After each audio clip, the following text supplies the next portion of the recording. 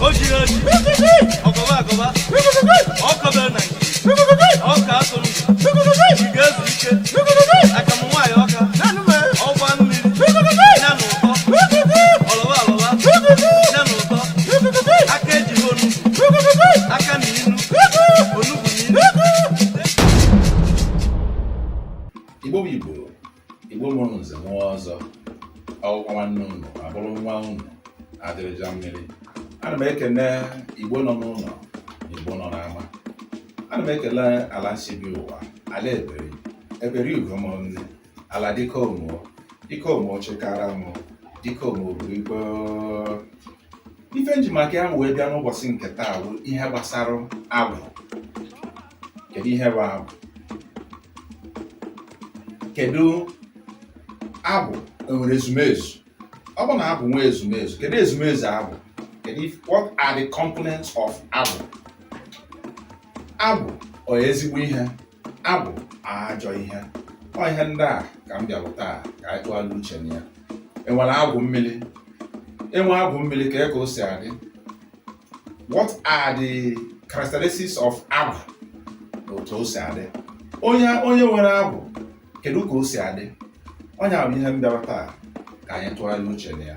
Mana tupu anyị wee bido, agwụwa agwụ ka m tụpụrụ agwụ nzu. Ezumezu agwụ na-ekwe nzu, a ma akpọ agwụ nwoke, na-akpọ agwụ nwaanyị, na-akpọ ezumezu agwụ niile, ma ndị ụrụ agwụ, ezumezu mmụọ niile bụ mmụọ nsọ agwụ eje, ike nga agwụ, asị m ekwe na ama anụ nzu. Ụbọchị taa anyị ka anyị kwuo okwu maka ife gbasara agwụ, asị m ekwe na enyenụ m akọ. Bịa enyenụ m uche, maka ọnụ bụ agwụ, ọnụ nwe akọ, unu nwe uche. Maka sị na nwata bụrụ agwụ, bụrụ okwu bụrụ ilo, nsị n'udododododo koko. Yanụ m akọ na uche, echeta echefuna ka m na-ayị unu. Na Eke, n'Oye, n'Afọ, na Nkwọ, biko nụ, nke m mefọdụrụ ga-enyere m aka metọpụrụ unu ya ka ọ dị mma. Ụta mkpụkwa n'afọ ya bụ Chukwu na nna na site arọ mgbe ise agazie.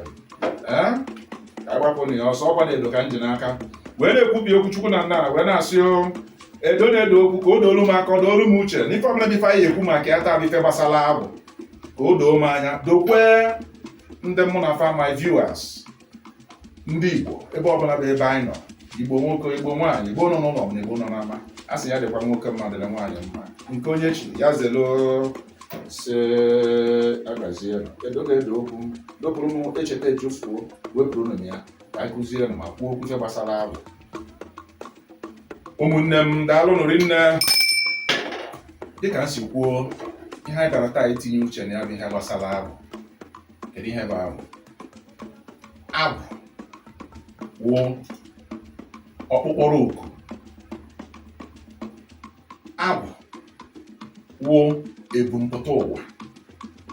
Anaghị eje akụlụ agwụ akụlụ. Mma mpụta kịta sị achọrọ m inwe agwụ dibịa. Mba. Agwụ bụ ihe so onye bi ụwa. Agwụ bụ ihe mara onye ama. Agwụ bụ ihe ebumpụta ụwa, kọl ọkpụkpọrọ oku onye awa agwụ. Ịmana sị na ndị mmadụ ekwuo na agwụ na-enye mmadụ nsogbu, eche na ọka ọjara nwa dibịa anya nzu, ọka onye tebe nzu n'anya, eche na ọnyanwa. Mba, agwụ dị n'ụdị n'ụdị. Nwoke na-enwe agwụ, nwaanyị na-enwe agwụ. But the way our faces differ from each other, that's the same way agwụ si dịkwa differ from each other. Enwere agwụ, ọ na-ada enwe agwụ, nwekwa oke agwụ. Enwere agwụ dibịa mkpọrọgwụ na mkpa akwụkwọ. Enwere agwụ dibịa anya nzu. Enwere agwụ nka na ụzụ. Enwere agwụ ndị na-eti egwu, nwere agwụ ndị na-agwọ ọya, nwere agwụ ndị na-eme nkụzi, nwere agwụ ndị na-alụ dibịa dịka m si alụ, nwere agwụ. Na onye bịaza malụ nke akpọrọ ya oku, o wee na-eme.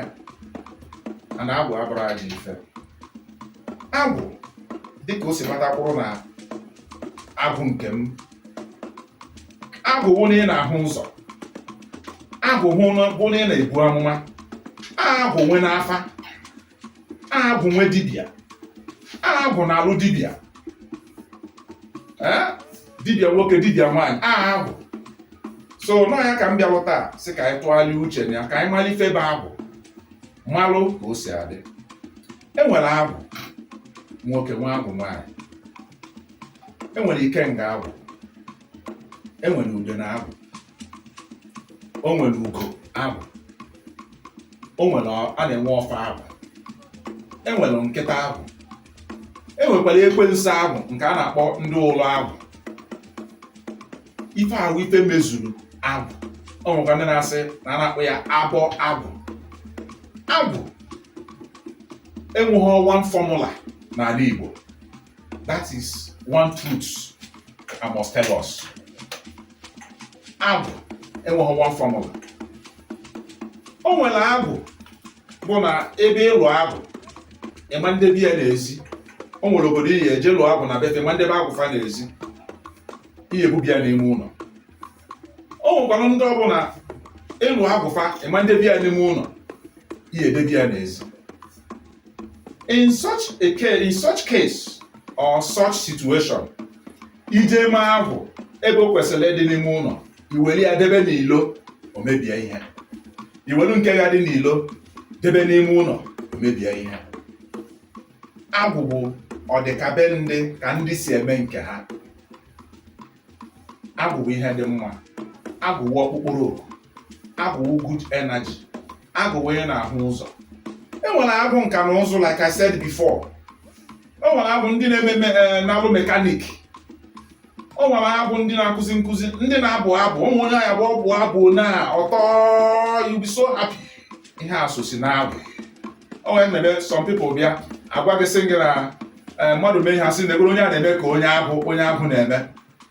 Mmadụ mee ha sị na mmadụ na-eme ka onye abụ na-eme. Onye abụ abụ o tinye aka n'ife ọga. Some of us are into science. Even I believe in some countries, the developed European countries or some countries of the world, we have our brothers mostly from igboland that are medical doctors that are into so many things, even in science, and they are doing very well. In my why ojidio na maka na agwụ nọ na be nna ha. Ọ bụrụ onye nwere nka na ụzụ na be ha, ọ ya na-eme nka na ụzụ ọfụma. Ọ bụrụ onye abụ dibịa nọ na be ha, ọ ya na-eme dibịa ọfụma. Ọ bụrụ onye abụ ịgba ọkpụkpụ, ọ ya na-eme ọfụma. Ọ bụrụ ịbụ abụ, ọ ya na-eme ọfụma. O nwere ndị na-ana nwa abụ ka ọwụ. So dabụna na asị na mmadụ nwere abụ, onye asị mba nọ dibịa mba, ụdịka ife a adịrọ. Na-asị gị na ị nwere abụ, i wee jụọ kedu ụdị abụ ị nwere.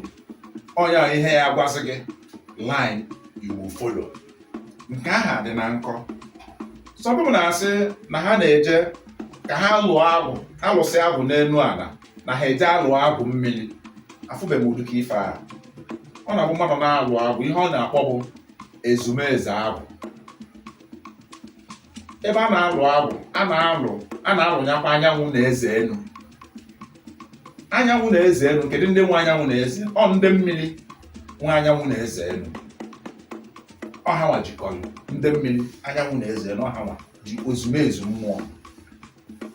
So ndị onye bịa sị na ịlụrụ abụ na be nna gị, i wee jekwa wee lụọ abụ mmiri iche. A na-adọrọ gị agwụ, dọkọ ha ncha niile ebe a, o zuo oke. And ọ bụrụ mmadụ niile na-enwe the authority ije na mmiri, depending na call enyere onye. That one apart. Another one is that mmadụ nwee call ma ọ nwee abụ, can that person settle abụ and go and relax, abụ ahapụ ya? Nke bụ eziokwu dị n'ime ya bụ ụdịka ife adịrọ. Sorry, ụdịka ife eme gịnị adịrọ. O nwere ndị na-asị na ha nwere ọkpụkpụrụ oku mana akpọrọ ha oku n'ụzọ ụka. Ka ife kpọrọ gị oku abụ. Ndị ọcha o nwere abụ? O nwere ihe ha na-akpọ na ife awa abụ? Mana Igbo nwere abụ. But I will not go into there for today. Next time, anyị ekwuo maka nke a. Maka na onye akpọrọ okpukpụrụ oku ya arụ ọrụ eziri ya, ọ sị na akpọrọ ya n'ụzọ ụka ka ya jee mebi ya n'ụzọ ụka. Ịrụzi ebe anyị ya na-akpọ nna gị fa bụ ndị nyere gị agwa ama, ị na-akpọ Jizọs Kraịst.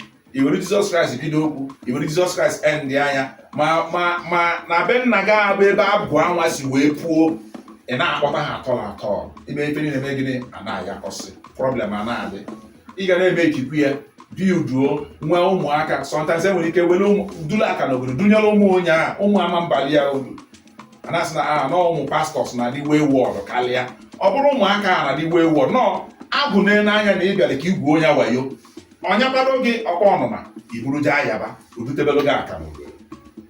Agwụ nwekwara ike igbu mmadụ. Agwụ na-akụ mmadụ ara.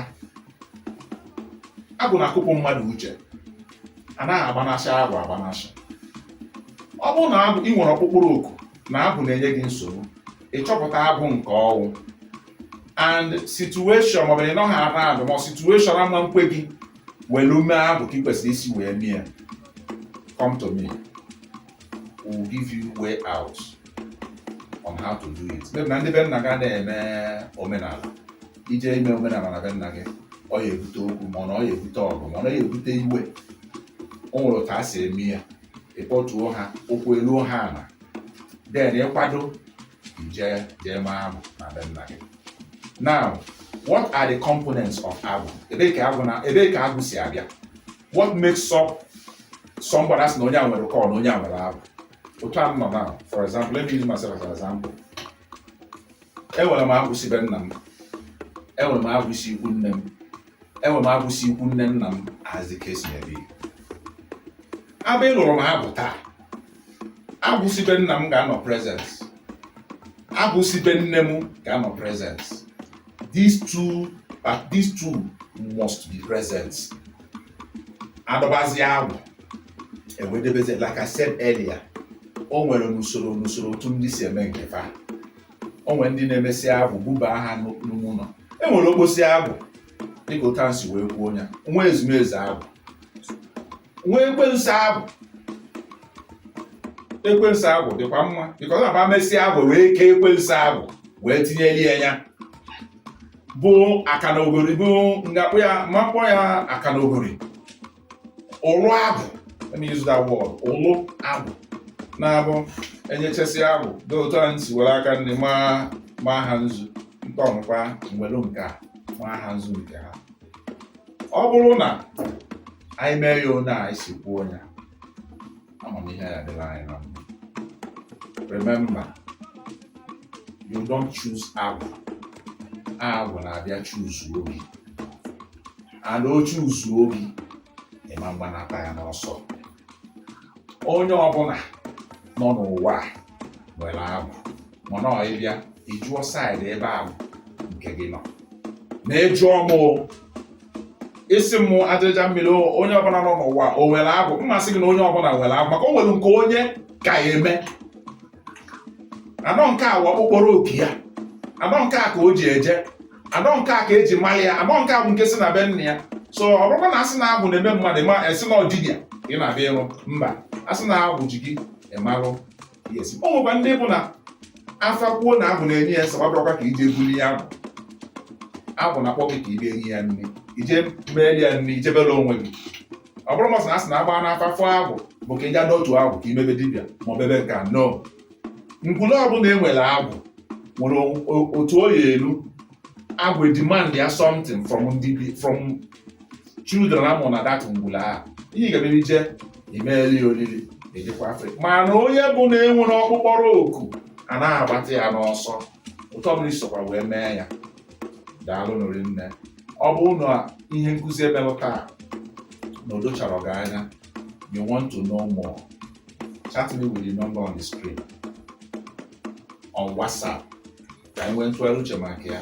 Nke ịjụọ ma mama marọ na jụọ ndị ka mmalụ and make sure you understand it better. Daalụ nụrụ nne. Ọkwa nwanne ụmụ nwoke adịrịja mmiri. Igbo bụ Igbo mma mmanụ. Eberi ọmụma, eberi ugo, dịka omuo, chekara n'ugbo, biko ya gajienụ ndị nwanyị.